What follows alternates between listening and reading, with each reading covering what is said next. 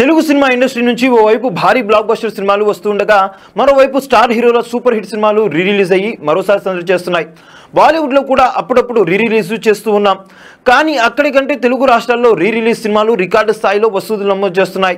మహేష్ బాబు పుట్టినరోజు సందర్భంగా రిలీజ్ అయిన మురారికి ఏ స్థాయి రెస్పాన్స్ వచ్చిందో అందరికీ తెలిసిందే. మహేష్ బాబు ఫ్యాన్స్ మురారి రిలీజ్ను ఓ పండగ మాదిరిగా సెలబ్రేట్ చేసుకున్నారు. థియేటర్లలో అమ్మాయిల డాన్సులు, అక్షంతులు ఇలా మామూలు హంగామా కాదు. నెట్టింట ఆ వీడియోలు తెగ వైరల్ అయ్యాయి. బాక్స్ ఆఫీస్ వర్గాల నుంచి అందుతున్న సమాచారం ప్రకారం మురారి సినిమా దాదాపు 5.5 కోట్ల రూపాయల వసూలు సాధించింది. అంతకుముందు రిలీజ్ అయిన తన సినిమాల రికార్డులను మురారి ద్వారా మహేష్ బ్రేక్ చేశాడు. మురారి రిలీజ్ వసూలు రికార్డును బ్రేక్ చేయడం ఎవరికి సాధ్యం కాకపోవచ్చు అనుకుంటూ ఉండగా పవన్ కళ్యాణ్ ఫ్యాన్స్ గబ్బర్ సింగ్ తో ఆ రికార్డును బ్రేక్ చేశారు. పవన్ కళ్యాణ్ పుట్టినరోజు సందర్భంగా సెప్టెంబర్ 2న గబ్బర్ సింగ్ రిలీజ్ అయింది. తెలుగు రాష్ట్రాల్లో ఎడతెరిపి వర్షాలు, కొండపోత వర్షాల కారణంగా విజయవాడతో పాటు ముఖ్య పట్టణాలు, నగరాలు జలమయమయ్యాయి. అలాంటి జడివాన్లో రిలీజ్ అయిన గబ్బర్ సింగ్ కు మినిమం వసూలైనా దక్కేనా అనుకున్నారు అందరూ. కానీ పవన్ ఫ్యాన్ ఫాలోయింగ్ గబ్బర్ సింగ్ కి ఉన్న క్రేజ్ నేపథ్యంలో రికార్డు స్థాయి వసూళ్లు నమోదయ్యాయి.